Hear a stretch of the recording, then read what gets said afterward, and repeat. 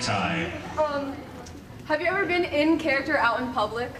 Yes. Have I ever been in character out in public? Yes, I frequently do this. I'm a bit of a weird prankster guy. Not as much as, like, say, Brina Polizia, who likes to break into my house and rearrange my furniture. True story. How many of you here are fans of One Piece? Oh, you're gonna love this. Okay, I play Inaru in One Piece. Several other guys too, but Inaru was like the first guy I played. Inaru, of course, is this big douchey villain with the, the perfect abs and lightning powers, and he has, oh, yes, I'm a god, and blah blah blah blah blah.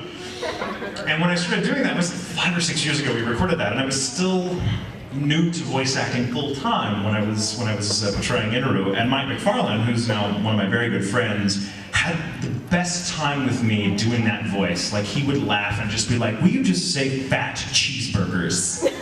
As Inaru, so I'd be in the mood, fat cheeseburgers. And he just thought it was hilarious, right?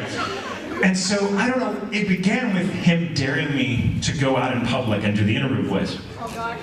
So we would break for lunch after a full day of recording, and we'd break for lunch, and Mike would make me order for everyone at the table in Inaru's voice just to see what the waiter or waitress would do.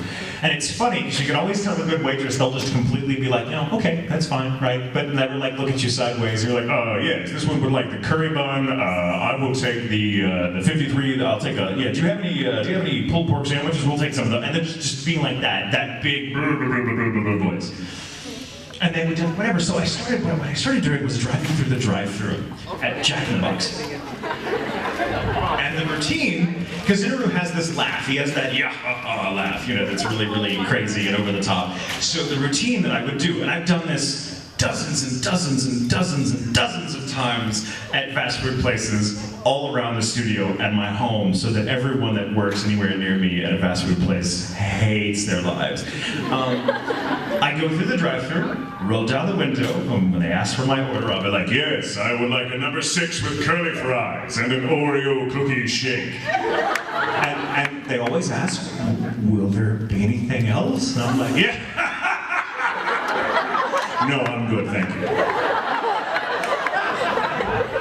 And what's great is that they always got my order right when I did that. They never screwed it up once. Like, they thought, they're like, "Okay, whoever this is, let's just get him the hell out of here now." So now, and that has evolved, like 6 years on, to me, now my favorite thing to do, especially if there are other people in the car with me, is to embarrass all of them by doing that voice and ordering for all of them, which they hate. Or, when I'm by myself, I will order for 4 people in 4 different voices, like 4 people all fighting over each other to get to the speaker.